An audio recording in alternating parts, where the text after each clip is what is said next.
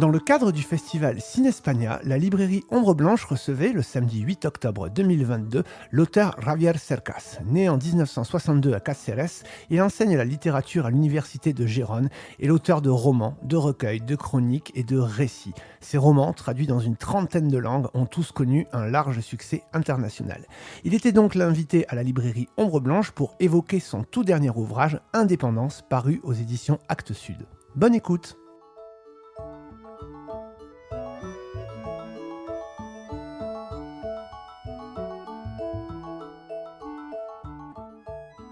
Bonsoir, bonjour, merci beaucoup à tous d'être là en ce beau samedi après-midi pour une rencontre en partenariat avec Cinespania, donc dans le cadre du festival. C'est toujours un grand plaisir de recevoir Javier Cercas. Merci beaucoup Javier d'avoir encore une fois accepté de venir rencontrer les Toulousains et les Toulousaines autour donc, de ce dernier roman Indépendance qui est le deuxième d'une série puisque le troisième vient de paraître en espagnol. Voilà, la rencontre se fera avec Brice Torrecillas. Merci Brice d'avoir accepté et profitez bien. Merci beaucoup. Merci Nicolas. Et merci à Javier. Donc, il vient de me dire, on va privilégier les questions avec le public. Bon, on va amorcer la discussion ensemble, bien évidemment, autour de ce dernier livre qu'a cité Nicolas, Indépendance. Pour les distraits, je rappelle qu'on doit à Javier Cercas Les soldats de Salamine, à petite foulée, À la vitesse de la lumière, Anatomie d'un instant, Les lois de la frontière, L'imposteur, Le mobile, Le point aveugle, Le monarque des ombres et si j'insiste là-dessus, c'est qu'il y a eu un changement. Vous êtes passé, après ces livres à tendance, à forte tendance autobiographique, en tout cas vraiment qui s'éloignait tout à fait de la fiction, vous êtes passé au polar. Alors, la première question, vous y avez déjà répondu 100 fois, mais là aussi, pour les distraits, expliquez-nous pourquoi, après avoir écrit d'une certaine manière, d'avoir exploité une certaine veine, vous avez décidé de vous lancer dans les histoires à caractère policier, quoi, des polars. J'ai lu quelque part que c'était parce que vous vous ennuyiez. C'est aussi prosaïque que ça ? Bonjour. Et permettez-moi raconter une toute petite histoire que j'ai racontée déjà ici, une autre fois, au moins. C'est la première fois que Roman Jakobson, le grand linguiste russe, tout à fait, a visité Harvard. Il a été reçu par le président de l'université qui lui a dit « Monsieur Jakobson, on m'a dit que vous parlez 14 langues. » Et Jakobson a répondu « Oui, c'est vrai, mais je les parle toutes en russe. » Alors, je parle français, mais je le parle comme italien, anglais, etc. Mais je le parle toujours en espagnol. Mais je sais qu'ici, à Toulouse, il y a beaucoup de gens qui comprennent l'espagnol et qui parlent l'espagnol, qui sont d'origine espagnole. Et alors, je suis à ma maison, pas de problème. OK. Et non, pourquoi changer ? Pour beaucoup de raisons. Parce que je ne voulais pas me répéter à moi-même. C'est-à-dire, à la fin d'un livre qui s'appelle, que c'est le précédent de ce que vous appelez les polars, c'est-à-dire, ce que j'écris aujourd'hui sont 3 livres. C'est une trilogie. Le premier, c'est Terra Alta, le deuxième, c'est Indépendance, le troisième, s'appelle Les Châteaux de Barbe Bleue, ça sera publié l'année prochaine. Voilà. En fait, c'est un seul livre. Ce n'est pas une série d'un détective et tout ça, non. C'est une seule livre en 3 parties. Et alors, avant de publier ces livres, avant de publier les premières de ces livres, j'ai écrit un livre qui s'appelle Les Monarques des Ombres. Absolument. Les Monarques des Ombres était un livre très important pour moi, parce que c'était le livre de ma famille, le héros, entre guillemets, de ma famille était franquiste. Le héros, entre guillemets, de ma famille était un jeune homme qui allait, jeune homme, je veux dire, 17 ans. Il allait à la guerre, il est mort en combat à la bataille de l'Èbre, quand il avait 19 ans, etc. C'était un fantôme qui hantait mon enfance, ma famille était du côté trompé de l'histoire. Et Et c'était difficile. Comment faire avec ça? Alors pour moi, c'était un livre, du point de vue personnel, très important. Et quand j'ai fini ce livre, et j'ai senti d'une façon absolument vive, claire, que c'était la fin de quelque chose. Que j'avais commencé avec un livre qui s'appelait Les soldats de Salamine, effectivement. Ouais.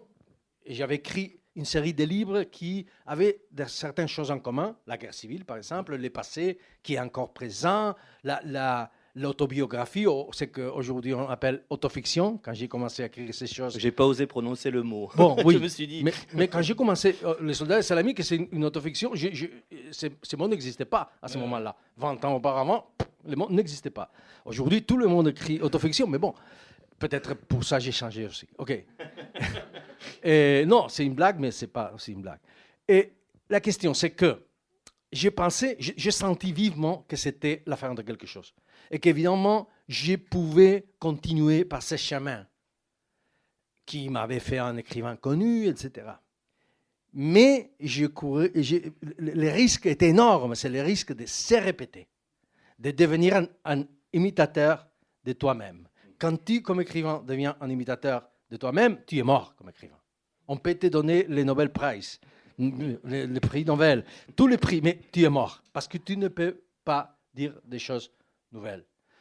Et alors, je voulais changer. Je voulais trouver dans moi-même, exactement c'est ça, un écrivain différent.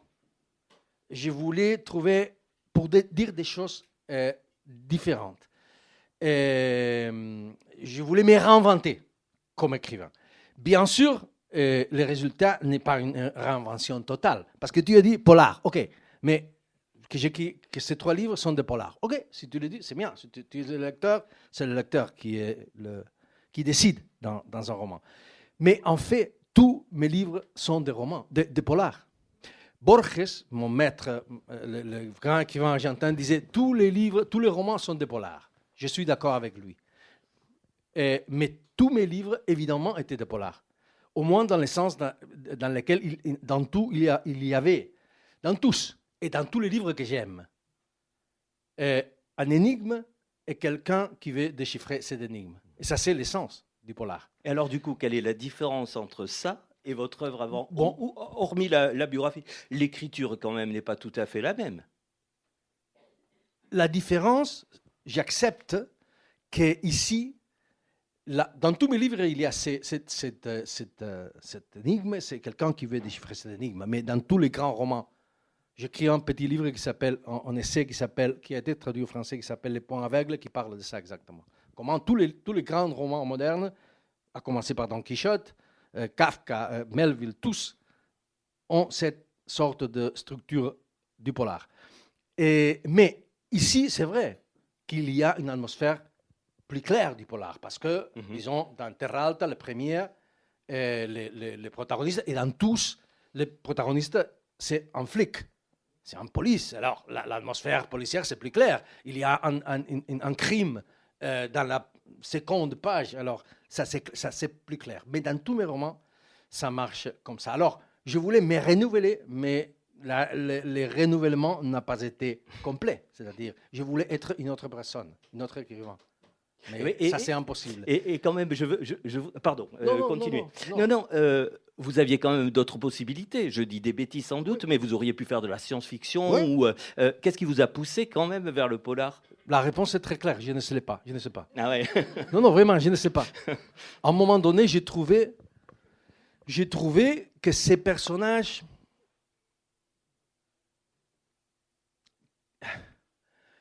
J'avais, au commencement du tout, j'avais un personnage qui s'appelait Melchor Marín, qui était très obscur, très violent, très furieux, et plein vraiment d'obscurité, des désirs de vengeance, plein de toute une série de choses que nous avons tous connues. Avant même l'histoire, vous avez eu le personnage en tête. Ah oui, c'est la première chose que j'ai eue à ma tête. Le personnage qui s'appelait Melchor Marín, etc. Sa mère, une prostituée, et plein d'obscurité, plein de furie, de fureur, plein de désirs de vengeance. Et après, à un moment donné, je commençais à écrire, et à un moment donné, j'ai dit, ce personnage, il doit être un flic, sans doute.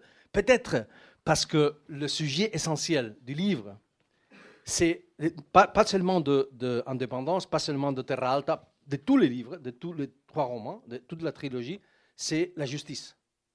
La justice, la vengeance. Voilà, la loi. J'allais ajouter ce mot, oui, la Oui, vengeance. la vengeance, la loi, c'est le même sujet au fond. Et bon, c'est plus facile quand on parle de justice, quand on parle de loi, quand on parle de vengeance, immédiatement, l'idée de la police revient immédiatement. Et c'est pour ça. Je sais, pour moi, ça a été très étrange. Parce que j'ai découvert une chose très étrange. Pour moi, c'est très étrange. Je crois qu'ici en France, c'est un peu mieux, un peu moins comme ça. Mais en Espagne, par exemple, il y a encore, en France aussi, je sais, en Italie, un peu partout, mais il y a encore des gens qui pensent que le polar, le roman policier, c'est un genre mineur. Pour moi, ça, c'est extraordinaire. Je ne savais pas ou je ne voulais pas savoir ça. Parce que, et en fait, ici en France, par exemple, on m'a dit, un journaliste m'a dit, tu as voulu provoquer avec écrivant, un écrivain théoriquement sérieux, qui écrit en polar, que c'est un genre populaire et tout ça. Je ne voulais pas provoquer. Je voulais tout simplement, ce que je veux quand j'écris un roman, c'est écrire les meilleurs romans possibles. C'est tout. Mais incroyablement, il y a encore des gens qui pensent que c'est un genre mineur. Vous me prouvez que non, en tout cas. Mais pour moi, c'est incroyable. S'il y en avait qui doutaient encore, c'est Vous êtes très gentil. Non, vous êtes très gentil. Je vous remercie et je suis très content. Après, je vous inviterai une bière et tout ça. Mais c'est incroyable parce qu'il n'existe pas de genre mineur ou genre majeur. Ça n'existe pas en littérature. Ce qui existe en littérature, c'est des formes majeures ou mineures, meilleures ou pires d'utiliser les genres. Ça, c'est une évidence. Mais ça obéit pas. Les gens n'obéissent pas au même code. En vous glissant dans la peau d'un flic et d'un polar 2, on va dire, et sans que ce soit péjoratif, il y a une intrigue qui est quand même plus appuyée que dans vos romans précédents, non? Avec on tourne les pages et à la fin, alors je vais surtout pas dévoiler quoi que ce soit. D'ailleurs, on n'a même pas raconté le début, j'y pense. Mais voilà, on a eu non seulement une atmosphère, mais une mécanique qui est différente non, vous pensez pas? Je suis pas sûr. D'accord. J'ai voulu toujours écrire les romans que j'aime. Et les romans que j'aime sont romans page-turners, comme on dit en français. Oui, en anglais. Oui. Comme on dit en français? Qui donne envie de tourner les pages. Tourner les pages. On le dit en anglais aussi. Ok. C'est ça que je veux écrire. Toujours. Alors, pour moi, ces livres ne sont pas essentiellement différents c'est-à-dire, dans Les Soldats de Salamine, il y a aussi un énigme. C'est vrai. Oui. Et au fond, l'énigme n'est pas l'essentiel. Et pour moi, il n'y a pas une différence. Je ne voulais pas, me dis à moi-même, ok, allons-y avec un polar. Non, je n'ai relu ou lu les romanciers qui ont fait des polars. Non, pas du tout. Je voulais écrire un bon livre. Alors, les choses importantes qui sont importantes pour moi, c'est tout. Lançons-le justement celui-là. Cette histoire, elle commence par, on a découvert, on est à Barcelone et on a découvert une sextape. Qu'aurait fait la maire de Barcelone, et il y a une enquête autour de ça. Alors je résume vraiment très très mal parce que bien évidemment le livre a de l'intérêt au-delà de l'intrigue, vous venez de le dire vous-même, mais est-ce que c'est une manière, par exemple, de décrire un décor et des personnes, et notamment 3 personnes que je vous laisse nous présenter, qui sont, aidez-moi, qui sont les 3 riches, on va dire. J'utilise ce mot sciemment, riche, puisque les qualifiants, vous dites, les riches appartiennent à une autre espèce. C'est pas moi qui l'ai dit, c'est un personnage essentiel dans les livres. C'est un personnage qui s'appelle Rick Ramirez et qui est, en certain sens, la contre-figure de les protagonistes de Melchor Marín. Absolument. C'est un personnage qui, c'était pas mon intention, mais finalement, c'est un personnage qui semble sorti, je ne sais pas qu'est-ce que vous pensez, mais dans un roman de Balzac, obsédé par l'argent, un homme qui vient d'une famille pas riche, et qui veut être comme les riches. Non? Et oui, et les romans, les résultats du roman, c'est en certain sens, oui, une description d'une certaine élite. C'est-à-dire, ce qui se passe, c'est que Melchor Marín, le protagoniste de tous les livres, de 3 livres, c'est un personnage très spécial, c'est très important pour moi. C'est cet homme plein de fureur que j'ai décrit. Et elle, dans le premier roman, finit, va à la Terra Alta. La Terra Alta, c'est un lieu vrai de l'Espagne, du sud de l'Espagne, pardon, du sud de la Catalogne, un lieu un peu pauvre, un peu comme un désert, un peu un paysage de western, que j'ai découvert quand j'écrivais le Monarque des Ombres, parce que c'est là je me souviens très bien quand ce livre a été publié, s'appelle La Terra Alta. Le premier qui a lu le livre a été mon éditeur italien qui m'a dit « Javier, magnifique, mais peut-être on doit changer le titre parce que personne ne connaît pas ici en Italie la Terra Alta ». Et j'ai dit « Pas de problème, en Espagne, il n'y a pas personne qui connaît la Terra Alta. » Alors, pas de problème. Et c'est vrai, c'est-à-dire c'est le lieu où ne se passe rien, comme dit une personne. Melchor Marín, c'est un homme, comme dit, très violent, etc., qui est complètement de Barcelone. C'est un homme de cité qui, par hasard, je peux raconter l'hasard, finit à cette Terra Alta, qui devient, en certain sens, son lieu, son vrai lieu, son lieu au monde, en certain sens, sa patrie, etc. OK, ça c'est le premier volume, il se passe des choses, etc. Mais au deuxième volume, un ami qui est à Barcelone, qui est à la centrale de la police de Barcelone, de la police autonomique. Comme vous savez, en Catalogne, nous avons une police catalane, différente de l'espagnol. Okay. Melchor, c'est un police catalan.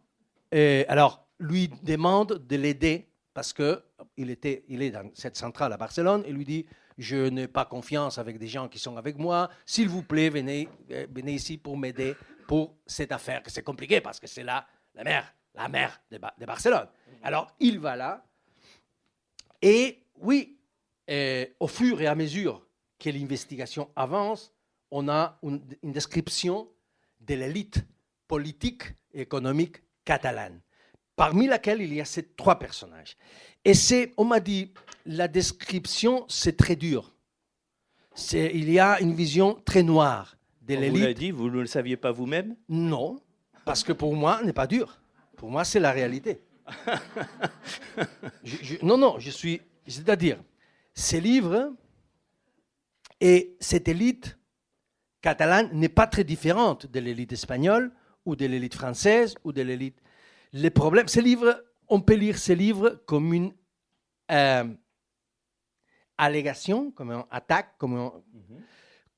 contre ces élites toxiques qui restent pendant beaucoup de temps au pouvoir et qui sont pourris complètement.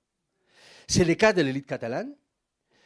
La Catalogne, c'est un lieu très petit, avec beaucoup de pouvoir, comme vous savez, où, comme dit Ricky Ramirez, cet homme qui veut être comme eux, comme les riches, comme les gens du pouvoir, ils ont été au pouvoir toujours. Avant du franquisme, pendant la République, après le franquisme, pendant le franquisme, et aujourd'hui, et comme l'a dit son père, ils seront toujours au pouvoir quand toi et moi serons morts. Alors, oui, il y a une vision noire, bon, je ne sais pas si noire, mais pour moi c'est très réaliste, d'une élite toxique. Ces élites deviennent toxiques. Vous pensez vraiment, excusez-moi, à un moment donné, il y a un de ces 3 personnages qui dit cyniquement qu'il n'a pas d'idées ni d'idéaux. Vous pensez que ce genre de propos peut être tenu par de vrais politiques dans la vie de tous les jours, quand les rideaux sont fermés? Vous croyez que ça va jusque-là? Bien sûr. L'idéologie, c'est le pouvoir. Justement, il y a des gens comme ça. Je ne suis pas anti-politique, je suis complètement pour la politique. Et je crois qu'il y a des politiques, des gens qui sont dans la politique, qui sont honnêtes, qui veulent faire des choses. Mais il y a aussi une énorme quantité de cynisme. Mais énorme, où la seule chose qui compte, c'est le pouvoir. Comment arriver au pouvoir n'importe pas. Et que faire avec le pouvoir n'importe pas. Ce qui importe sont les prochaines élections. Et gagner et rester là. Et le pouvoir veut dire l'argent, évidemment. Et contre ces gens, on peut lire ces livres comme ça. Mais ça, c'est parce que je crois profondément à la démocratie. Démocratie veut dire le pouvoir du peuple. Et c'est dans notre main que ces gens ne sont pas là. Qu'il y a un renouvellement constant. Et que ce cynisme ne triomphe pas. Mais ce triomphe, c'est évident. C'est partout. Il ne parle pas comme ça dans l'Assemblée française. Mais il parle comme ça dans ses réunions. Et sa forme de vivre, c'est comme ça. Et ça, c'est une évidence. Mais pas en Catalogne, hein, partout. La société catalane a été très pourrie par cette élite. La France, c'est très grande. L'Espagne, c'est grande. C'est plus difficile que ces élites restent au pouvoir. La démocratie, c'est le meilleur instrument qu'on a trouvé pour lutter contre ça. Et de ce point de vue, je n'aime pas penser à ma littérature comme une littérature essentiellement politique, mais il y a effectivement une lecture politique. Oui, une toile de fond politique. Et d'ailleurs, ce cynisme, on le voit à travers le personnage justement de la mère ou de la mairesse, je ne sais pas comment on peut dire, qui au départ se situait clairement à gauche pour l'immigration, etc. Et puis finalement se fait élire sur des idées complètement à l'opposé. On le voit constamment, ça.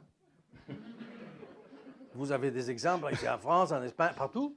Ça, c'est pas étrange. Quelque chose qu'on n'a pas signalé, c'est qu'il y a une légère... j'ai parlé tout à l'heure de science-fiction, sans aller jusque-là. Vous avez placé l'histoire dans quelques années.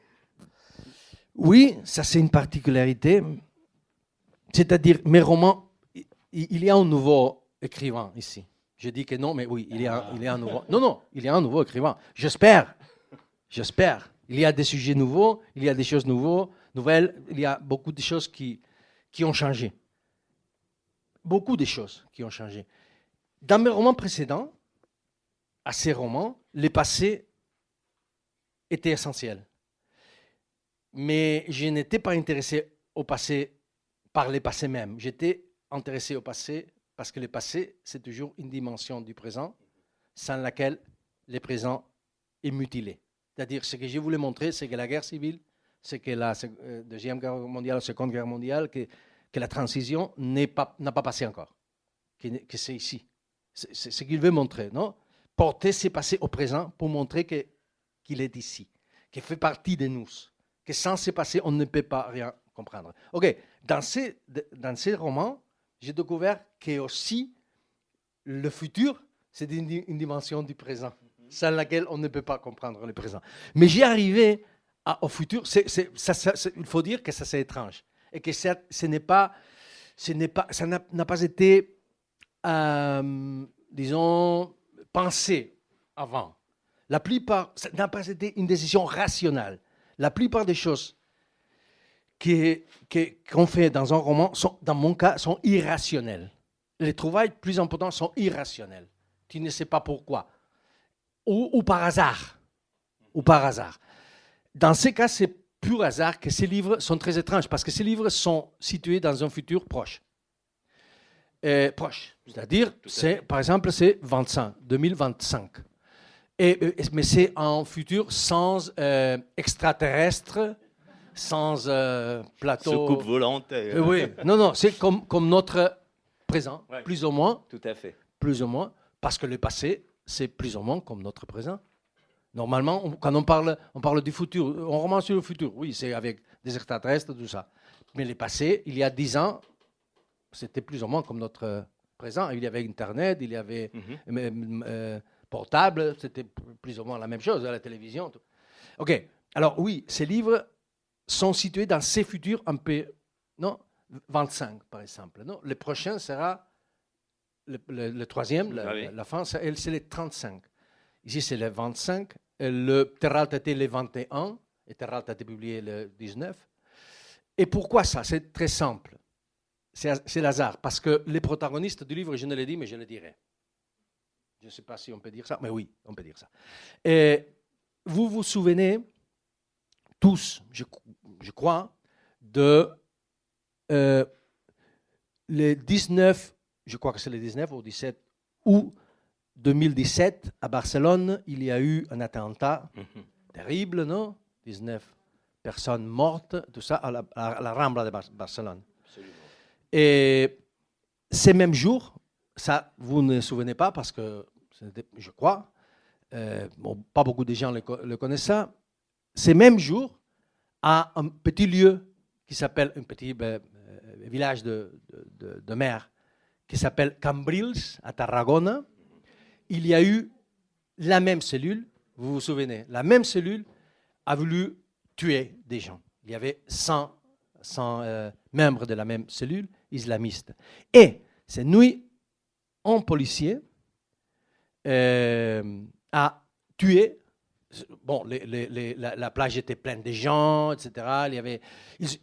Ces gens ont voulu tuer, ont attaqué, ont assassiné une femme, ont fait des choses avec d'autres gens, mais en police, en flic, cette nuit, a tué en moins de 30 secondes, 15 secondes, 4 de ces islamistes, en un moment. Et évidemment, l'identité de ces polices, on ne la connaît pas, par des raisons de sécurité. Et bon, l'histoire de ces polices, c'est très intéressant. Mais quand j'écrivais ces livres, quand j'étais en train d'écrire ces livres, à un moment donné, j'ai dit, c'est mon Melchior Marín. Et je pouvais le faire parce que nous, les romanciers, travaillons avec l'obscurité et avec l'ordure. C'est notre matériel. Ce qu'une personne veut, c'est notre matériel, c'est idéal pour nous. Alors, Melchior Marín, c'est ces personnages. Et ça était un ancrage, c'était une date essentielle, historique, que je ne pouvais pas changer. Et alors, tous les romans sont subordonnés à cette date historique que je ne peux pas changer. Et alors, le premier volume, c'est 2021, le dernier 2025, etc., etc., etc. Et c'est pour ça, c'est pour cette tout simple anecdote, mais je ne pouvais pas changer la date de cet attentat, c'était impossible. Absolument. Je vais me permettre une dernière question avant de donner le micro à votre public. J'ai entendu à la radio que vous étiez tombé amoureux de Melchior Marín. Est-ce que je peux savoir pourquoi? Qu'est-ce qui vous séduit en lui? Rapidement, je pourrais dire, comme apparemment a dit, c'est pas vrai, apparemment, Flaubert, non, Madame Bovary, c'est moi. Je pourrais dire, Melchior Marín, c'est moi. Mais c'est seulement dans la partie mauvaise. La partie bonne, c'est lui, complètement.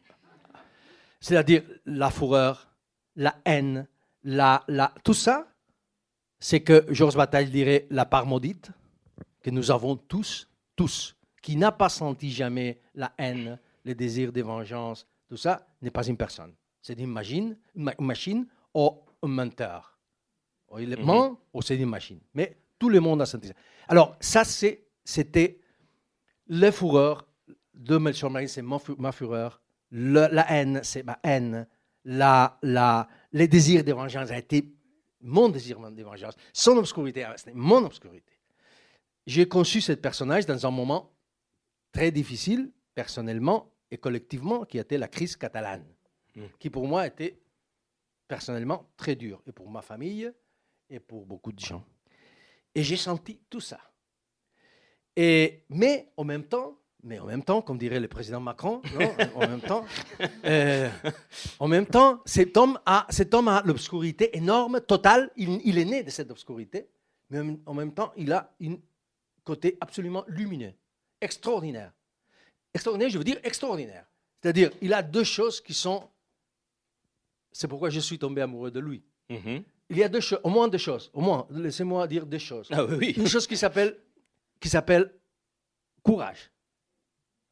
Il a du courage. Et le courage, c'est une vertu absolument essentielle. Winston Churchill a un de ces moments, une illumination où il écrit, le courage, c'est la vertu essentielle parce qu'elle fait possible toutes les autres vertus. C'est-à-dire, tu peux être une bonne personne, mais si tu te trouves dans une circonstance difficile et tu n'as pas le courage d'exercer cette vertu, tu deviens un canaille, tu deviens une mauvaise personne. Alors, c'est la vertu qui fait possible toutes les autres vertus. Et Melchior Marín a ça d'une façon naturelle. Il est comme ça. Et ça, c'est extraordinaire. Première chose. Et après, il a une chose que c'est encore plus étrange, je dirais, que c'est une parole qui s'appelle charisme, qui vient du grec. Et quand on utilise cette parole, on pense immédiatement à la politique. Oui, aux hommes politiques. Oui, je déteste les politiques charismatiques. Oui. Je ne veux pas des politiques charismatiques. Aux leaders charismatiques. Oui, je déteste absolument ça. Nous avons eu suffisant je veux politiciens qui solvent les problèmes et stop. Mais la parole charisme vient veut dire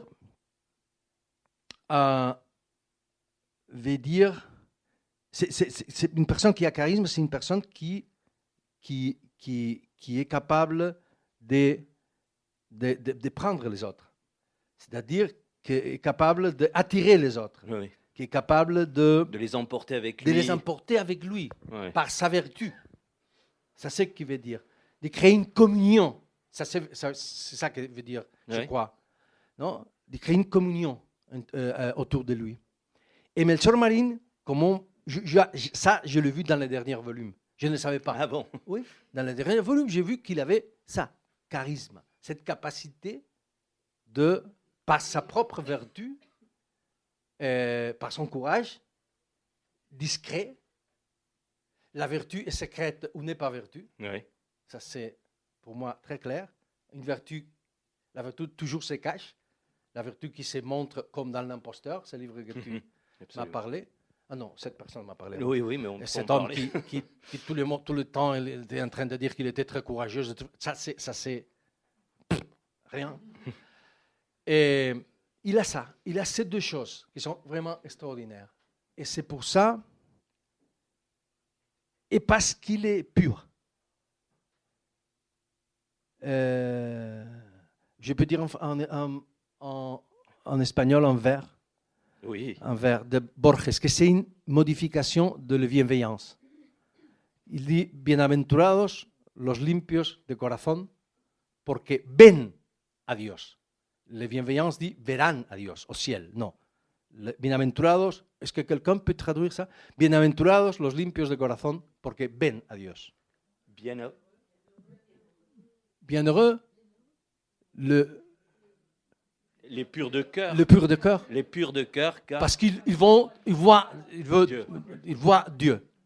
Il est un pur de cœur. Et c'est pour ça que je suis complètement... Pur et violent à la fois. Eh oui, Ouais. c'est exactement... C'est un personnage est complètement contradictoire. Ah ouais. Parce que nous, les êtres humains, sont contradictoires. Tout Mais à il est extrêmement... Il est capable... Il a ses côtés obscurs, terribles. Il est capable d'une violence extrême. Mais il est capable des choses extraordinaires en même temps. C'est pourquoi je suis tombé amoureux. Bon. Il y a votre femme là, attendez, n'insistez pas, elle va être jalouse. Non, mais pas de problème. Non, je plaisante. Avec ça.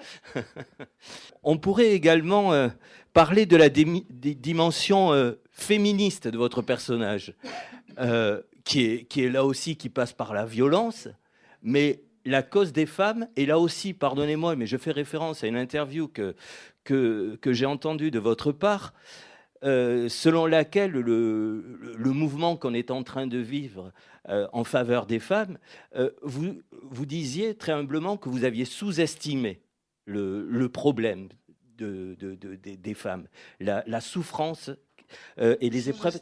Sous-estimé, c'est-à-dire que vous disiez que vous n'aviez pas mesuré à quel point la violence peut toucher les femmes et que vous l'aviez enfin saisi et que votre personnage, je dis pas de bêtises, ou vous me regardez comme si j'en Non, disais. peut-être je ne dis pas ça bien. Non, ce que je veux dire, c'est une chose pour moi très évidente. En fait, je l'écris. La grande révolution de notre temps, c'est la révolution des femmes. Mhm. Ce qui définit notre temps, c'est que c'est le temps des femmes. C'est la grande révolution. Et c'est-à-dire, il y a une chose très évidente. Pendant toute l'histoire, Mhm. il y a eu la moitié de l'humanité qui a été écartée, qui a été considérée.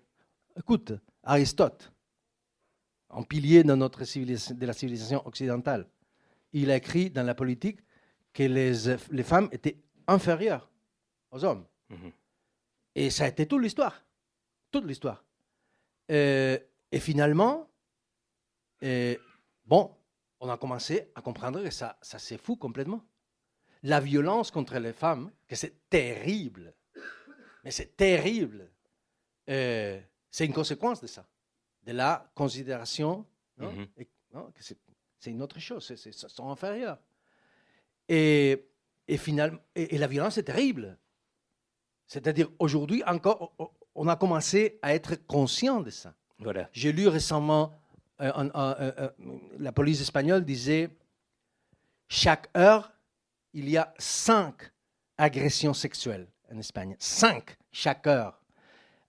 Au Mexique, chaque jour, on tue 10 femmes l'année dernière. 10 femmes. C'est incroyable. C'est une violence, non? Oui, phénoménal, oui. Phénoménale. Et alors, c'est un sujet essentiel de notre temps. Je crois que c'est le grand sujet de notre temps. La grande révolution de notre temps. Et évidemment, les hommes, on n'a pas été conscients de ça. C'est-à-dire, tous les hommes, quand j'étais petit, ce n'était pas un sujet. Comme l'écologisme n'était pas un sujet. Et c'est le Absolument. deuxième problème essentiel. Nous étions en train de finir avec les planètes. Ce n'était pas un problème à ce moment-là, quand j'étais petit. Mais avec ça, la même chose. Et alors, c'est une révolution énorme que, évidemment, pas seulement les femmes peuvent faire. C'est une révolution de tous. Et cette question, j'étais conscient, comme tout le monde était conscient, parce que c'est très récent. Évidemment, le féminisme, on peut dire que commence le Moyen-Âge et tout ça, mais bon. Mais écoute, franquisme, les femmes ne pouvaient pas ouvrir un compte courant dans les banques. Ici, la même chose. Alors, Pareil, oui, tout à fait. Ouais. Pardon, je veux dire une chose très importante. Quand on parle de la violence contre les femmes, au commencement, parce que vous savez, quand on a commencé à avoir compte des femmes qu'on tuait en Espagne, c'est il y a 20 ans, encore moins de 20 ans. Ah oui. Ça voulait dire que ça n'existait avant. Non, ça existait encore plus. Mais ça n'était pas un problème pour personne. La moitié de l'humanité faisait ces choses. Ce n'était pas un problème. Alors, aujourd'hui, finalement, c'est un problème, parce que c'est un gros problème. Effectivement, oui. Et c'est une grande révolution. Et c'est vrai que ça, c'est un sujet essentiel de ces 3 livres. Absolument. Ouais. Absolument essentiel. Mais ce n'est pas... Je ne voulais pas... Ça n'a pas été conscient. À nouveau, je retourne à l'irrationalité de l'écrivain. C'est-à-dire, j'ai dit toujours, le vrai Javier Cercas, c'est dans mes livres. Mais d'ailleurs, on va en parler de Non, ça. c'est comme ça, parce que... Non, mais le vrai, parce que quand je suis ici, c'est le Javier Cercas rationnel. Quand j'écris un article, c'est le Javier Cercas rationnel. Mais quand j'écris un roman, c'est le rationnel et l'irrationnel. Alors, c'est tout. Et à un moment donné, oui, c'est vrai, j'ai découvert que la violence contre les femmes était un sujet essentiel. C'est-à-dire, pourquoi? Parce que cet homme qui s'appelle Melchor Marín, que c'est le centre du livre, il a vécu cette violence contre sa femme, contre sa mère, après contre sa fille, etc. C'est-à-dire qu'il a été entouré de cette violence. Comme nous tous, nous sommes entourés de cette violence. Tous. C'est-à-dire ma femme, 4 sœurs, sans doute, ils ont été pas victimes de la violence comme Melchor Marín l'a été, comme les femmes de Melchor Marín l'ont été, mais en un certain sens ou un autre, c'est comme ça. Et alors, Melchor Marín, c'est vrai, il réagit à cette violence contre les femmes d'une façon qu'on ne peut pas réagir dans la réalité, malheureusement. Malheureusement. Malheureusement. Et ça, c'est le sujet du livre. Oui, voilà. C'est le vrai sujet du livre. C'est une question qu'on peut se poser. Oui. Qui est lié à la question des femmes, à la question de la violence contre les femmes. Qu'est-ce qu'on fait avec cette violence? Ouais. Qu'est-ce qu'on fait? Melchior Marín réagit d'une forme terrible. Mais le fait de dire malheureusement, ça veut dire que vous êtes d'accord avec lui? Je veux dire que quand je pense à certaines choses, mon estomac me dit que oui. Ah oui. Et bien votre tête, elle vous dit quoi? Me dit que non. Mais c'est très clair, ça c'est le vrai. Si vous me permettez, le sujet du livre, c'est ça. Pas de ces livres et de tous les livres, de tous les livres complets. C'est-à-dire, pour moi, écrire un roman, je le dis beaucoup de fois, mais c'est comme ça. Pour moi, écrire un roman, c'est formuler une question complexe de la forme, de la manière plus complexe possible. Et ne pas la répondre.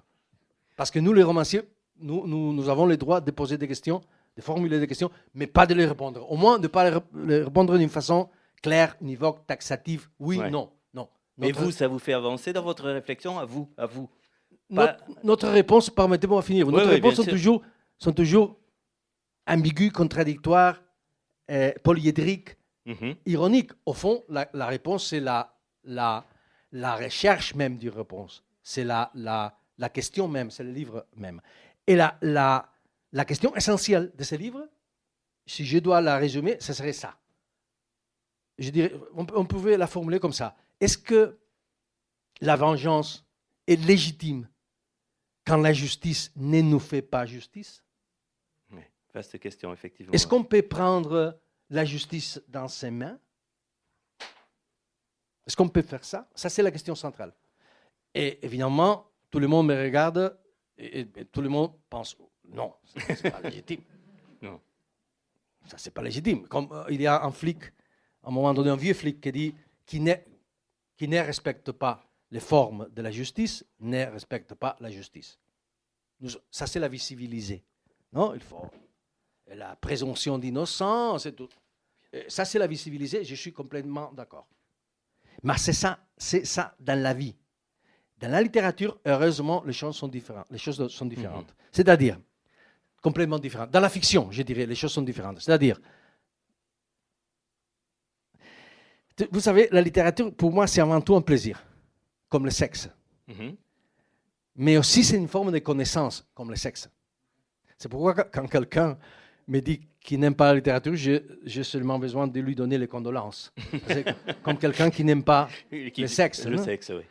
Mais la forme de connaissance de la littérature, de la fiction, de l'art, de la littérature, ce n'est pas la même forme de connaissance que celle de l'histoire ou de la science ou du journalisme. C'est différent. Je dirais même c'est le contraire. C'est-à-dire, ce qui fait vraiment la littérature, c'est mettre en question notre plus enracinée certitude. C'est ça qui fait la littérature. Nous mettre en question. Nous faire sortir de nous-mêmes, de notre zone de confort, comme on dit aujourd'hui. Nous obliger à empathiser avec des gens, des faits, des idéologies que nous ne partageons pas, que nous même pensons qu'ils sont affreux, qu'ils sont terribles. Et faire sortir de nous-mêmes, comme je citais Bataille.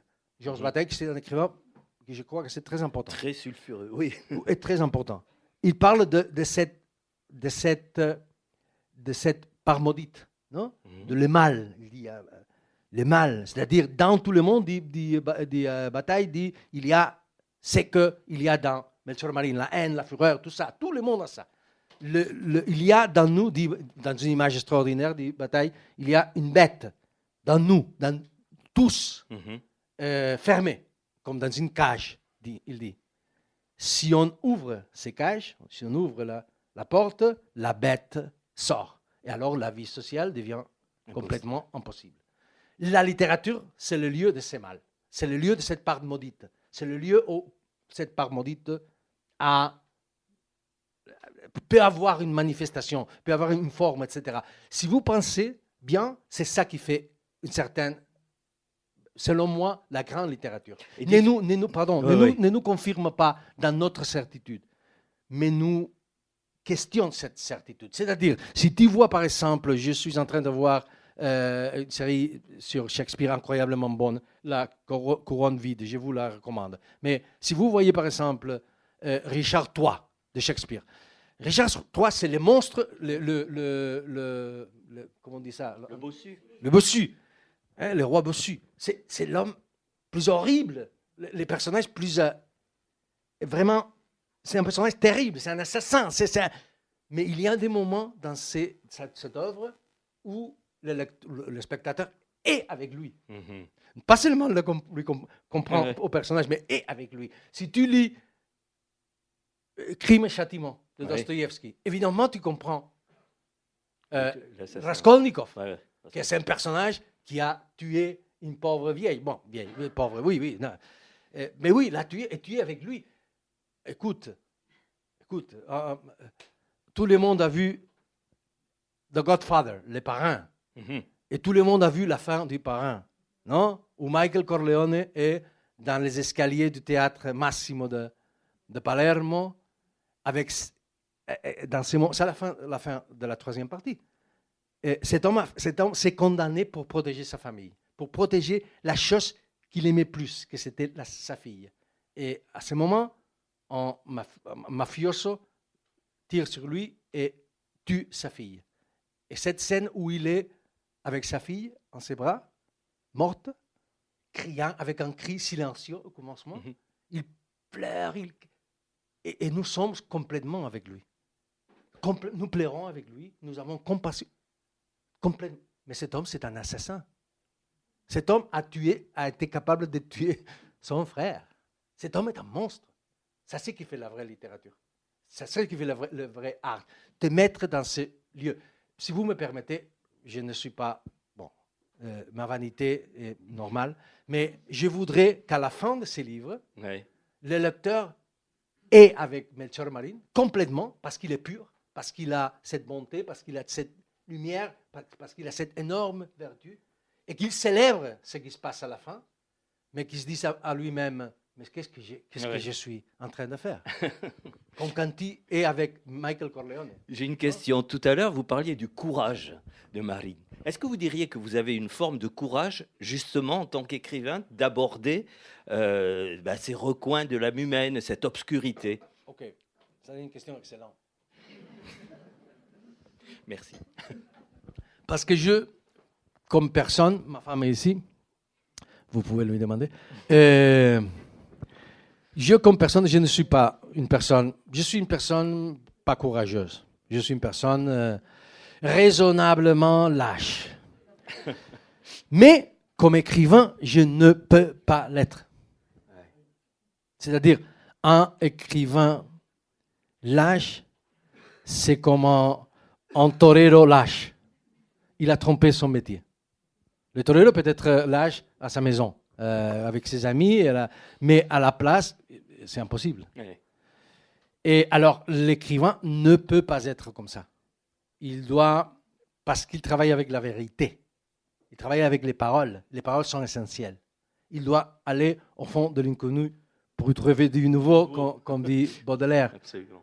Alors ça, c'est indispensable. Ça, c'est indispensable. Mais dans l'écriture, dans les livres, un écrivain qui ne court des risques n'est pas un écrivain. D'accord. C'est pourquoi je déteste ces écrivains qui ont trouvé une formule et qui se répètent constamment cette formule. Et c'est pourquoi j'ai changé, pour revenir à votre première question. Ouais. Je voulais me réinventer pour ça, parce que je ne voulais être, vous savez, répéter mes livres une autre fois, une autre fois. Il y a des lecteurs qui aiment ça. Il y a des lecteurs qui me disent « Et pourquoi vous n'écrivez pas une autre fois Les soldats de Salamine ?» Et ma réponse est parce que je l'ai déjà écrit. Mais je sais qu'il y a des gens tout le monde connaît des écrivains qui écrivent tout le temps le même livre. Ouais. Bon, je préfère écrire une fois un livre. Vous avez dit tout à l'heure qu'il y avait le vrai Javier Cercas là-dedans. Mais alors, c'est à prendre aussi au propre autant qu'au figuré, puisqu'il y a le personnage de Javier Cercas, c'est-à-dire il y a une espèce de mise en abîme par laquelle, effectivement, on parle de l'écrivain Javier Cercas et de Terra Alta, du premier tome. Qu'est-ce qui vous a pris? C'était un jeu? C'était logique pour moi. C'est-à-dire, c'est très simple. Terra Alta était publié en 2019. Et était un livre très lu, a eu le prix plus grand en Espagne, tout ça. Oui, tout à fait. J'ai des lecteurs. J'aurais dû le dire d'ailleurs. Pardon? J'aurais dû le dire que vous avez été Non. récompensé. Le prix, c'est bon, je dirais une chose que c'est vrai. Le seul prix, c'est avoir des lecteurs. Ouais. Tout le reste, c'est littérature. Mauvaise littérature, je veux dire. Non, c'est comme ça. Écoute, pardonnez-moi, je dis complètement, c'est complètement sérieux. Il y a je connais très peu vérité absolue, mais une vérité absolue l'a dit un personnage de Terra Alta qui s'appelle le Français. Il s'appelle le Français parce qu'il est français, il est dans une prison espagnole, et c'est très important pour le personnage principal parce que par hasard arrive au Misérable, que c'est un livre essentiel pour Melchor Marín, c'est son livre fétiche. Et le Français, c'est un personnage terrible, dit une des peu choses que je sais que c'est une vérité absolue. Il dit, que je crois que c'est une vérité absolue. Il dit, la moitié d'un roman l'écrit le romancier, l'autre moitié l'écrit le lecteur. Ça, c'est une vérité absolue. C'est-à-dire, un roman, c'est une partition. Et c'est le lecteur qui interprète cette partition. Et chaque lecteur l'interprète à sa façon. Parfois mal. À sa façon. Non, parfois mal, à sa façon. Et ça, c'est la magie, au part essentiel de la magie de la littérature. Il n'y a pas de littérature sans lecteur. C'est le lecteur qui finit les livres. Et c'est comme ça. Alors, je crois ça profondément. C'est pourquoi on a besoin du lecteur. Sans le lecteur, le livre ne finit pas. Sans le lecteur. Et chaque lecteur, non, un livre sans lecteur, c'est lettre morte. Mais dites-nous pourquoi il y a un écrivain en plus dedans. Oui, c'est très simple. Alors, c'est très simple. Le premier volume a été publié en 2019. Le deuxième volume a été publié, c'est passe en 2025. OK. Alors, c'était normal, je pensais, c'était normal, non, c'était inévitable qu'il y a des gens dans la Terra Alta, dans ces petits lieux, qui ont lu ce livre, qui s'appelle Terra Alta. Évidemment, il y a des gens qui ont lu le livre et qui parlent avec Melchor et lui dit, est-ce que vous avez lu ce livre où vous êtes protagoniste? Et Melchor, c'est un lecteur furieux, mais il seulement lit les romans du 19e siècle. Seulement de romans, parce que le français lui a dit, tous les autres sont de la merde. et alors, tout le monde lui dit ça. Et il y a des gens qui connaissent Javier Cercas et dit des choses terribles sur lui. Ah oui. C'est un merdeur qui quand dit que tout est vrai, tout est faux, qui dit que tout est faux, tout est vrai. En vrai, un merdeur.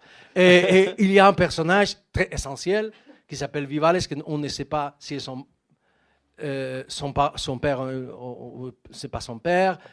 Vivales, c'est une blague verbale qui lui dit à un moment donné, Melchor arrive à sa maison et lui dit, mais tu sais qu'il y a un roman qui parle de moi?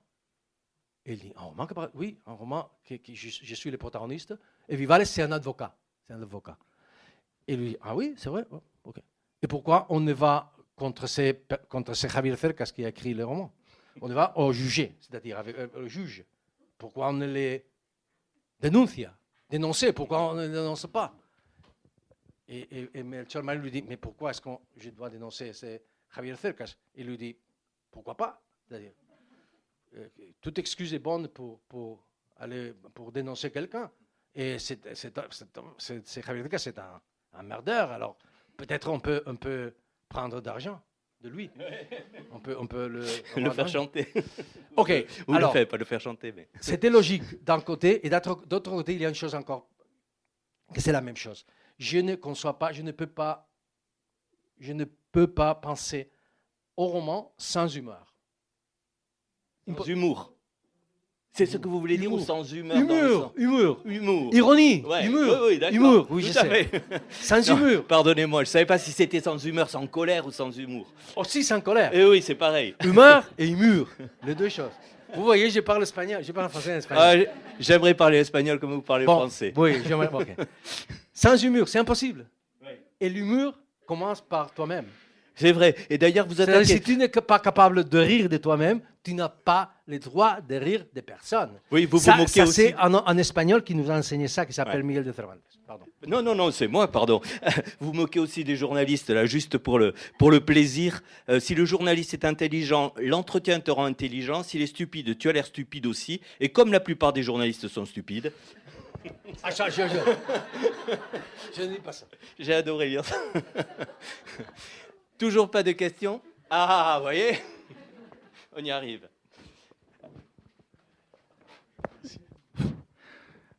Oui, c'est avec grand plaisir que je vous entends. Vous vous êtes qualifié, vous avez dit que vous n'étiez pas courageux, que vous étiez raisonnablement lâche. Mais je ne suis pas sûr de partager cette analyse. Est-ce qu'il ne vous a pas fallu du courage pour aborder dans ce roman cette question sensible de l'indépendance de la Catalogne? Est-ce qu'en écrivant ce roman, vous ne vous êtes pas attaqué à ce qu'on pourrait appeler un des mythes principaux, un des mythes, bon, ça n'a pas nécessairement, enfin, un des fondements idéologiques principaux d'une partie de la Catalogne? Ça, c'est ma première question. Et la deuxième question, comment ce roman a été reçu en Catalogne? Est-ce qu'il a été apprécié plutôt positivement ou négativement? Et la première question, je retourne comme personne, je suis normal, mais comme écrivain, je dois dire la vérité. Et alors, il m'a fallu du courage. Non, j'ai fait tout simplement mon métier. C'est-à-dire, l'écrivain cherche la vérité. Quand on écrit fiction, c'est une vérité différente de la vérité de la vie. Non?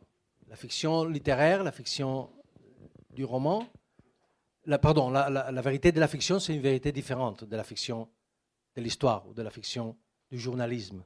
On arrive à cette fiction à travers une sorte, à cette vérité, pardon, à travers une sorte de mensonge, que c'est la fiction.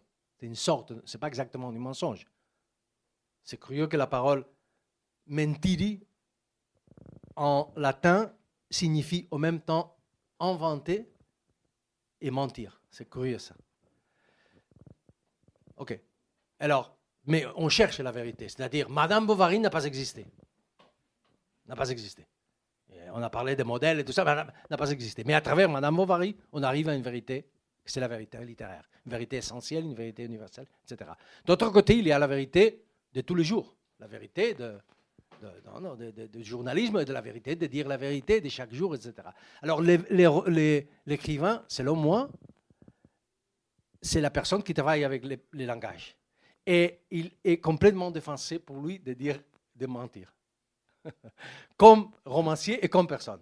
C'est-à-dire, et j'écris dans un journal qui s'appelle Le País, c'est le plus lu en espagnol.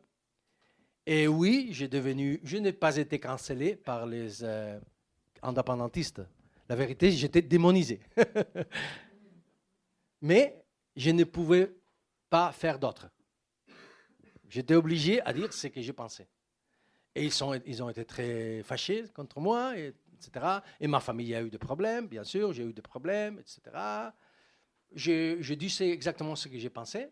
C'était un mouvement réactionnaire, profondément réactionnaire. Je ne suis pas nationaliste, etc. Je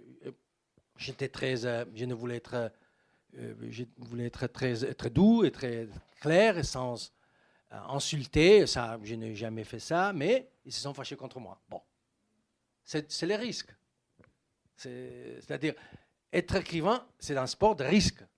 Et il y a Michel Léry, un autre écrivain que j'aime beaucoup. Il a parlé de l'écrivain comme torero. Oui, il aimait beaucoup la corrida et tout ça. Et il disait à un moment donné, il croyait à l'engagement, mais pas à l'engagement sartrien, mais il disait une littérature dans laquelle je m'engage tout entière. J'aime beaucoup ça. Un romancier un écrivain qui ne s'engage complètement n'est pas un écrivain. Et alors, oui, il y a des gens qui... J'étais très tranquille avant du procès. Bon, il y avait aussi d'autres problèmes avec d'autres gens et tout ça. Mais peut-être mon problème, c'est d'écrire dans un journal. Parce que mes problèmes ont venu quand je me suis confronté contre ce mensonge qui raconte ces mouvements profondément réactionnaire. Ici en France, on le comprend un peu mieux qu'en Angleterre ou en Amérique ou tout ça. Mais oui, c'est un mouvement profondément réactionnaire et dangereux. Pas seulement pour les Espagnols, pour toute l'Europe. Parce que le nationalisme, je ne dirais pas comme François Mitterrand qui disait le nationalisme c'est la guerre, mais c'est dangereux. Au moins, c'est dangereux. Et alors, bon, je dis ce que j'ai pensé avec la maxime éducation. Comment on dit éducation? Comment on dit politesse? Avec la maxime politesse. Le maximum de politesse. Politesse. Mais oui, c'est comme ça. Et ce livre a été très bien. J'ai beaucoup de lecteurs en Espagne, pas seulement en Espagne, et a été très bien reçu. Mais cette partie de la Catalogne qui a voulu me démoniser, alors a organisé une campagne contre moi. Il y a eu des choses très désagréables que je ne parlais pas ici parce que même dans Le Monde a apparu un article sur ça. Un mensonge énorme contre moi, énorme. Une manipulation, une fake news absolue avec laquelle on voulait me détruire. Mais bon, c'est les risques. Oui, c'est les risques. Ma femme est ici et j'ai souffert beaucoup pour ma famille. Et j'ai toujours lui ai dit, mon fils m'a dit beaucoup de fois, il n'est pas ici heureusement, parce qu'il ne veut pas que je parle de ces choses. Il m'a dit beaucoup de fois, et pourquoi tu dois parler? Pourquoi? Pourquoi toi? Pourquoi? Il y a les politiciens, il y a les journalistes, pourquoi toi? Et à la fin, j'ai toujours dit la même chose.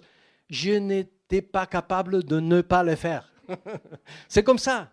Je n'étais capable, c'est-à-dire, mon métier, c'est comme ça.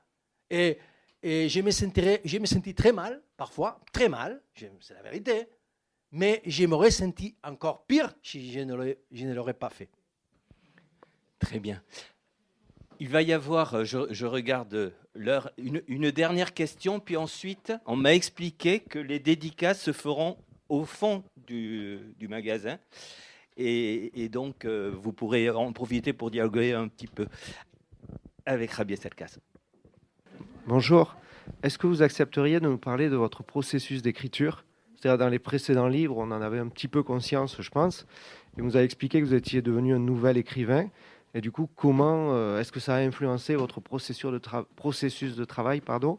C'est-à-dire, est-ce que vous travaillez tous les jours? Est-ce que vous enfermez un mois pour écrire la première partie, puis la deuxième, puis la troisième? Ou est-ce que l'ensemble est venu d'une traite? Enfin, comment c'est arrivé à 3 volumes?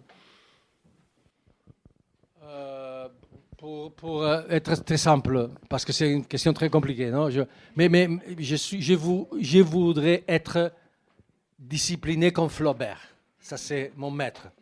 Je crois que c'est le maître de tous les romanciers. C'est-à-dire, on ne peut pas écrire un roman en train de boire du whisky et de temps en temps, on écrit. Non.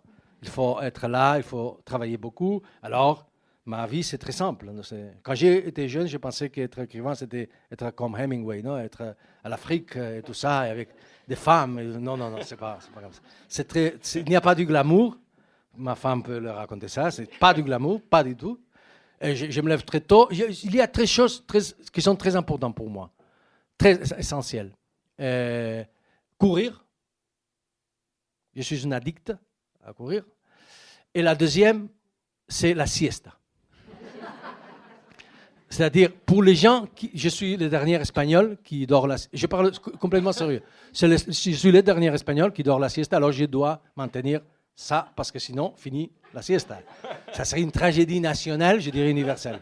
Et parce que les gens qui travaillent beaucoup, comme moi-même, ne peuvent se permettre de ne pas dormir la sieste. Parce que la sieste, c'est essentiel pour travailler beaucoup. Non, mais je suis sérieux. Et non, je travaille tout ce que je peux. Je voyage trop, ça c'est un problème. Mais pour écrire un roman, tu as besoin d'une grande discipline. Et c'est tout. C'est Flaubert qui nous a montré ça. Quand on me vient un jeune romancier et me dit qu'est-ce que je peux faire pour être romancier, tout ça, ce que je dis toujours, pour commencer, je dis que je suis très bon en recevant des conseils, mais très mauvais en donnant des conseils. Première chose. Deuxième chose, il faut lire beaucoup, écrire beaucoup et ne vouloir pas publier immédiatement. hein, pas se presser de publier. Et la troisième, si tu peux lire la correspondance de Flaubert, c'est parfait.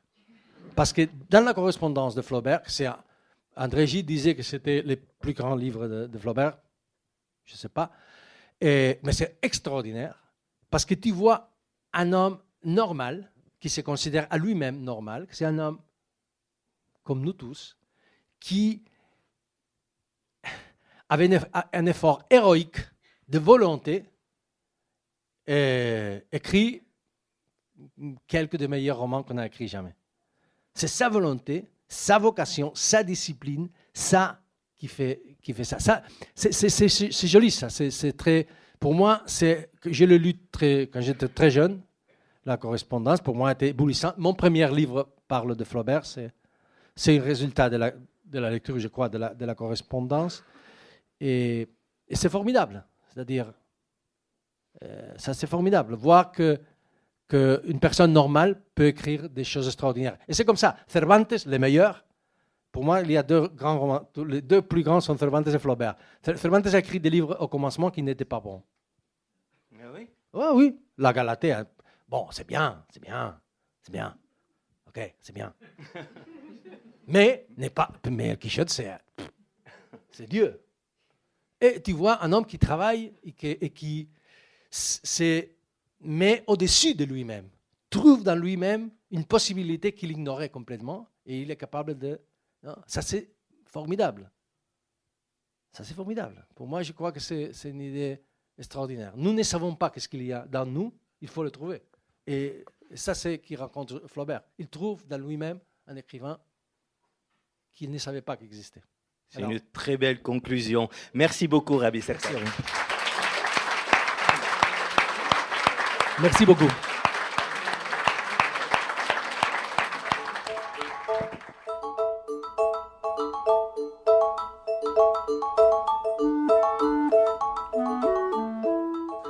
Javier Cercas est aussi l'auteur aux éditions Actes Sud de Les soldats de Salamène, À petite foulée, À la vitesse de la lumière, Anatomie d'un instant, Les lois de la frontière, L'imposteur, Le mobile, Le point aveugle, Le monarque des ombres et Terra Alta, paru en 2021. Vous venez d'écouter une rencontre qui s'est déroulée le 8 octobre 2022 à la librairie Ombre Blanche, enregistrée et mise en onde par Radio Radio.